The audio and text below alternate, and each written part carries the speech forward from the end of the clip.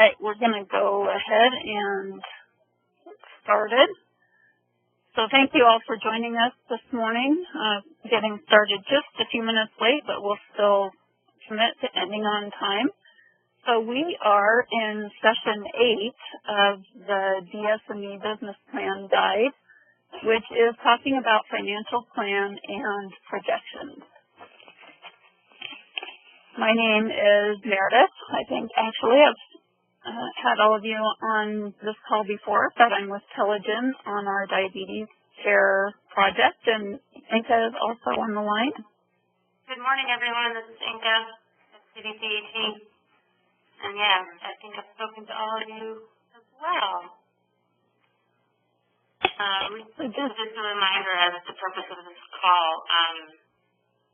we hold these sharing calls monthly to partner with you to discuss barriers to DSME realization, share successes, and identify tools that might be helpful in increasing your DSME utilization. And I think you're all have a recognized or accredited program, but if you don't, this call is obviously available to you as well, but the content is tailored towards those with accredited and recognized programs. And just a reminder that the business plan itself is just something that will allow your program to remain agile in responding to any community-specific, patient-related reimbursement and or regulatory changes. It's kind of the large umbrella of your program, which then underneath that falls your AAD or ADA status. And then drilling down even more would be your CQI project within your DSME program.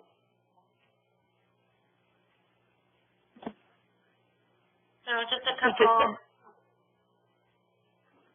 Sorry, Inka, go ahead. Just a couple of housekeeping reminders to mute and unmute yourself using *6. If you do need to leave the call, and please don't put yourself on hold, otherwise we'll hear lovely hold music. You can just hang up and call back in. When speaking, please state your name. We like to hear as many people as possible, so we encourage you to step up and step back. Feel free to use the chat box if you want to ask any questions. And as always, this recording and slides are going to be available after the call. I send both the 8:30 call and the noon call so that you get an idea of both conversations with a nice summary. And go ahead, Meredith. All right, so let's do our usual and see where everyone's at. Let's click on the pen up in the upper left-hand corner, and then left click on the arrow just under that, and plop yourself on the map.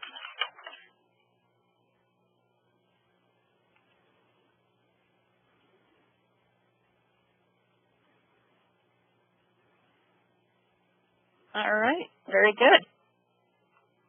And did we have someone join the call that hasn't yet introduced themselves? This is Jenny Bartles from MCTN. Good morning, Jenny. Thanks for Hi. joining.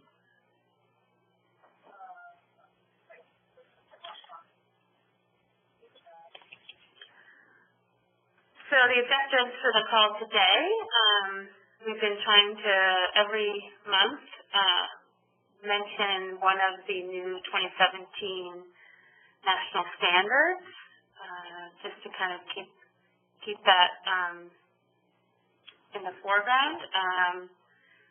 With the financial plan, we decided to hone in on the productivity ratios, so we'll quickly go over 4 different types, examples of productivity ratios to identify how much time you're spending on your DSME program. And then we'll have a facilitated conversation on the ratio of an educator's billable hours versus your non-billable hours.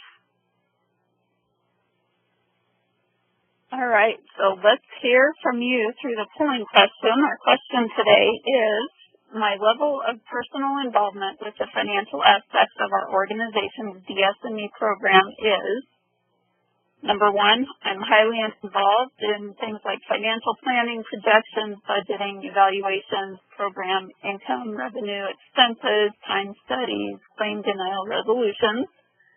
I'm moderately involved in a few of the above mentioned areas on a consistent basis.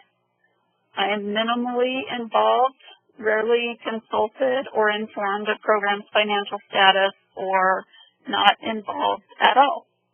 If you would go ahead and choose the option that applies most to you, and then be sure to click your Submit button over on the right-hand side of your screen. All right, you all are being creative, too, with the use of your arrows. Thank you.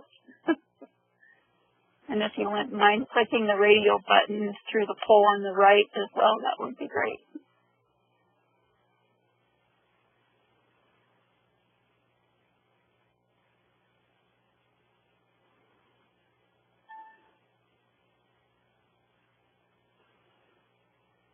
We'll give it just a few seconds for the results to populate.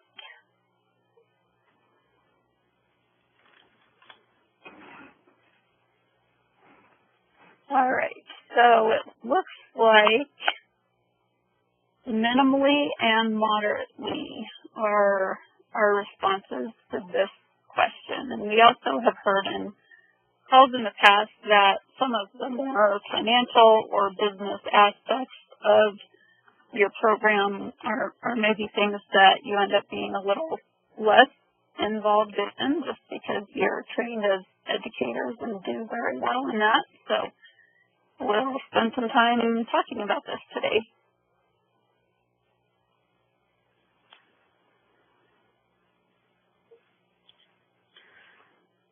So just again as a reminder, we really just want to continue to highlight the new 2017 national standards for DSMES. So I'm trying to be better about saying DSMES because of that support piece of it. And so again, here is PDF. I've been trying to highlight that in both the registration as well as the call notes after the call as well. So if you have any questions or any suggestions or ideas of how to continue to bring this to the foreground, Maris and I are definitely open to your suggestions. These calls are really for you and how to best tailor what your needs are. So feedback is always greatly appreciated. So yep, this is the link, just in case if you have not reviewed those. And so today, I decided to highlight Standard 5, which is the DSMES team, that one of the team members is responsible for the services and has to have a certain professional criteria, registered nurse, registered dietitian, nutritionist, pharmacist, or training and experience pertinent to DSMES. And then, how do you, other healthcare workers that support the DSME services. And I just decided to highlight this one. We felt like Standard 10 probably aligns more with productivity ratios because you could probably do a CQI project around that. But we focused on that the last two calls, and so I just wanted to highlight a different one because that designated person that oversees the program, I think it's important to recognize how much of their time is spent on program aspects that is not billable. And so that's all cost. And so really just trying to maximize revenue to support what you can bill and then how do you sustain your program. So that was my logic. So just to kind of summarize this section, I really liked how this section kind of broke up the different types of revenue to think about. The one that comes to the top was always insurance reimbursement. Now, how do you make your program sustainable just with reimbursement alone? But again, thinking about other aspects of revenue that are coming into your program, like patient out-of-pocket payments, educators proactively trying to seek increase in the program, and then the section goes into the 4 examples of productivity ratios. And so the first one is you're setting metrics for yourself on how much of your time you want billable scheduled hours, so scheduled visits and patients towards billable hours. And so a metric would ideally would be 100%. You know, every visit, every client that you see is billable through some sort of Medicare, Medicaid, or private insurance company. So setting a metric of 100%. And so this is an example of someone spending 17.5 hours a week seeing patients, and so their benchmark is 100%. Second one is non-billable hours, looking at total hours completed versus work hours scheduled. And so depending on how many hours a week you work, comparing that to how many billable hours. So this example is highlighting that this educator works 32.5 hours a week, and so their ratio would be 50% of their time is billable. Next slide. This next one is talking about scheduled time versus percent of time scheduled for other tasks. Like we had mentioned before, you know, 100% of our full week isn't billable, and so we're doing things, scheduling and financial part, joining these calls, so really just trying to come up with a percent of DSME to other tasks that are supported to DSME but could be unrelated. And then the 4th ratio is non-billable pre and post a visit. And so I really like these charts. They kind of just walk you through your own time. And so we just wanted to highlight this is something new to you, to encourage you to try using these examples. And these are also recommended from a national expert. She uses these in her presentations as well. And so I think that there's some value behind it. And so I quickly just went through that just to kind of set up our conversation, to start getting engaging kind of what you're all doing. Oh, sorry, this one. Now this is just a week. This is an example of your schedule in an 8-hour day for a week. And so going in here and kind of plugging in your numbers and seeing the big picture in one table and not individual tables. So Thank you. This is Meredith.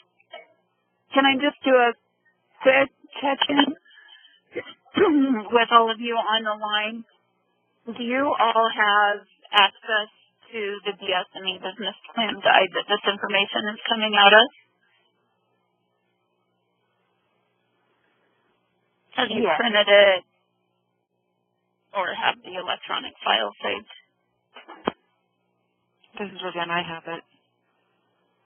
Okay. Thank you. Just wanted to. Great. This is Lauren. I don't have it. Where can I find it? Okay, Lauren. I will post it in the chat as Inka's facilitating the next slide. Okay, thank you. Uh-huh.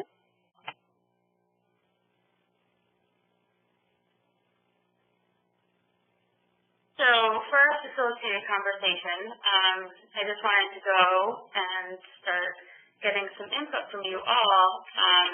My first question is, do you currently have a mechanism in place that allows you to monitor your productivity ratios? Are some of these examples familiar to you, or are they unfamiliar to you? So let's kind of have a broader conversation, so I'd love to hear from you all. Meredith will type into the screen so you can all see everyone's responses. This is Roseanne, and what doesn't seem accounted for in this is that we have an outpatient program that these ratios would apply to, but we also spend anywhere from a third to half of our time seeing inpatients, which we can't bill for. So how do you, so I know that the productivity that the hospital uses for us, there's like a factor that they multiply our billable hours by to account for the time that we spend inpatient. And so I guess with your model, I'm just trying to kind of figure out how or where do you put in that type of activity?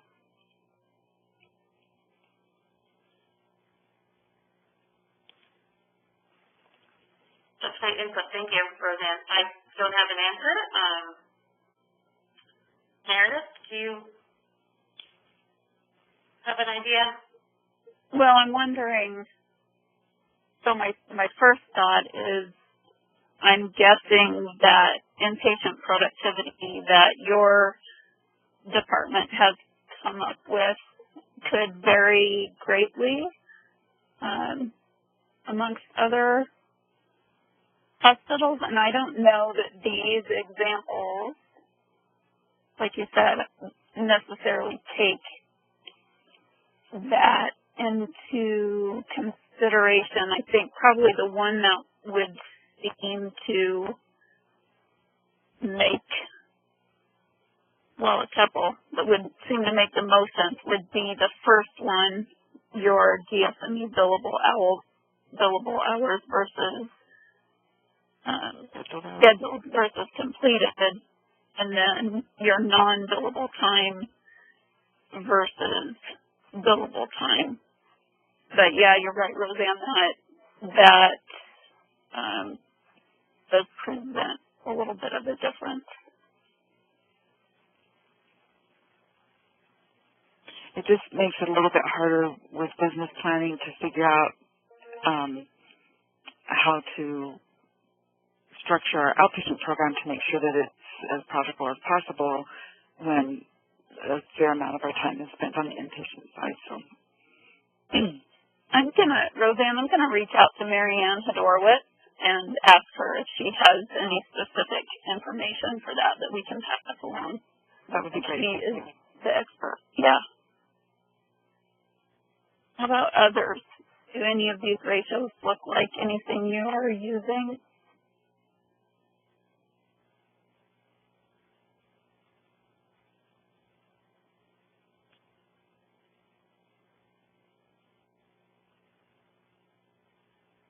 Be sure to unmute yourself if you're speaking or not hearing anything. This is Barb Johnson in La Junta. We don't really have any productivity stuff set up for my program. We are kind of in the same situation as the lady that was talking earlier about I see inpatients. I kind of in a one-man show here wearing a lot of different hats. Sometimes I'm out in the community educating, and we have an institution that deals with mentally handicapped, so sometimes I'm out there talking to them about giving shots, the staff giving shots to patients. I've been at health fairs locally. I've been at nursing homes or assisted living facilities locally teaching the staff how to deal with insulin-dependent patients. So I have a lot of different things. I can tell you that at my institution, diabetes education is the #3 community assessed need. And so my CEO said basically it's not going away. I don't know if that helps anybody else out there. I think the federal government takes monies from you if you don't address those community health needs that are in the top 3.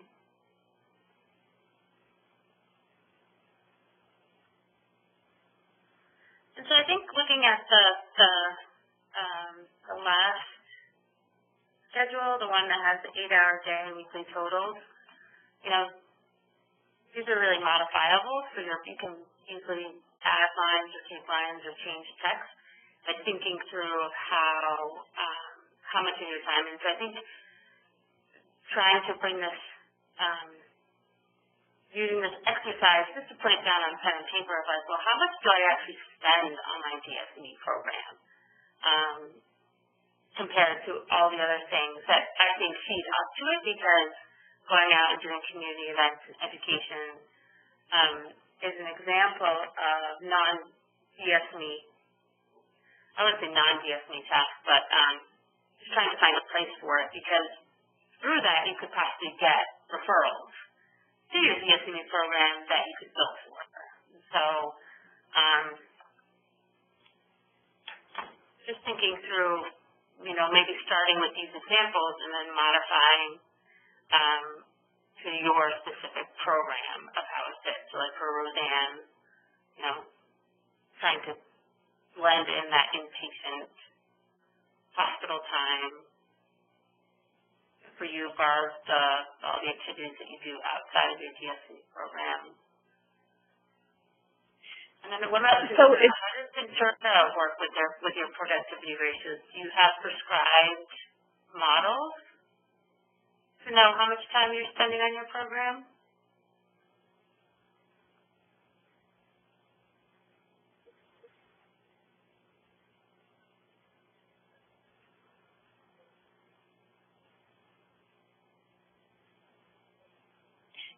And if you're on mute, be sure to take yourself off. So this is Lauren from St. Anthony. I'm at Ventura.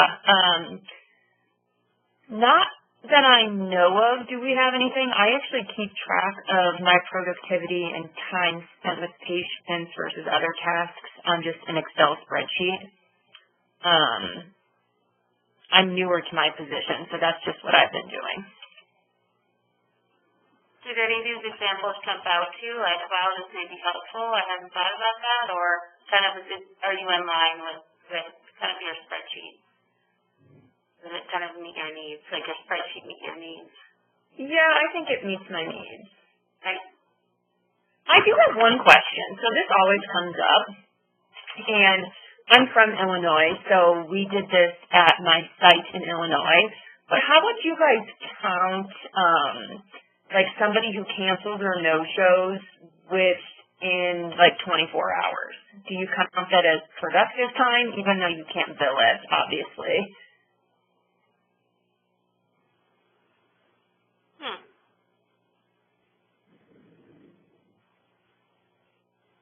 Well, I think the first place it would obviously lower your target of 100%. Right. But, you know, there's not a lot you can do about those right. patients. There's not a lot you can do about it. Yeah. Exactly. And then maybe just like educators, DSME billable hours completed versus work hours scheduled capacity. Okay, yeah. Because you could fit that time to something. Because I'm sure you're filling that time with a very useful activity. Right. Unfortunately, it's not ideal because you want to bill that time as well. Mm-hmm. But that's a great question, and Marianne Hodorowicz, when she comes to the conference, she talks about no-shows. And so keep that in the back of your mind, Lauren, and then we can also, when we reach out to Marianne for the other question, we'll add that one as well. Are you planning to come to the conference, Lauren? When is it? April 20th. Have you been getting my emails? I just don't know if I got that one. Okay, it was a save the date. Just check your spam. I'm hearing a lot that I use an email. I don't use my state account. I use a service to send my emails out. Oh, okay. So sometimes it goes into spam or junk, but all of my call notes and I tend to save the date, the registration links, all those things. But it's April 20th. I'll forward it to you, Lauren. Okay, thank you. But just check your spam and make sure that you're getting, because that's how you'll find out about registration for the conference, all those things. Okay, so, thank you. This is Sylvia. Is that conference the one that's being held in Cherry Creek? Yes, you're the health department. Yes, April 20th. Thank you. Are you planning on coming? Yes, ma'am. Great. So yeah, I think we just wanted to, I just really like these charts just as a starting point. I don't think it's an end-all be-all, but when I played around with it and kind of pretended if I were in a DSME program, it just allowed me, if you don't have a system, maybe trying this out. But if you do, great. You know, we'd love to hear if you could share some of your examples. We'd love to be able to share that with others as well if you find something that really works for you. And so, you know, but like the example of Roseanne, like how do you do inpatient? You know, if you have a system for your inpatient, you know, sharing that with the group, these are what the calls are for, is to talk to each other and support each other. So, because we're getting really close to 9 o'clock, let's move on and wrap up. So, our next call is March 21st, same time, 8:30 noon, every third Wednesday. I send out registration links 2 to 3 weeks in advance, and then a reminder. I don't know if you wanted to talk about the standards of medical care, Meredith, real quick. Yeah, so the next section we'll be covering, you can see at the bottom, is in relation to the clinical plan in the DSME Business Plan Guide. So we thought that it would be good if you could take just a few minutes to access the American Diabetes Association Standards of Medical Care in Diabetes, their most recent 2017. And I have the citation there on the screen that talks about the summary of revisions and how that's changed from the earlier version to the most recent version. See if you can pick out one clinical recommendation from those standards that you think your organization and health system or referring clinicians might not be aware of, and be prepared to bring that to the group discussion in March. This is Sylvia at St. Mary Corwin. I have a question. So are the standards, are the 2018 medical standards available now? For diabetes care? Yes. Yes, there. Okay. So are you wanting the ones from 2017 or the most current ones? Well, are you referring to the 2017 National Standards for DSMES or the 2018 Diabetes Care? There's two different sets of standards. The Standards of Medical Care in Diabetes. Yeah, 2018, yeah. So that's, because you want... Meredith, can you chime in? I'm not as familiar. Sorry, I'm having a coughing fit. Okay. But what you see on the screen, yes, Sylvia, is the most recent version, and I pulled this about 2 weeks ago. So okay. If they've updated in the last 2 weeks, there's something newer available. Okay. Otherwise, this was the most recent.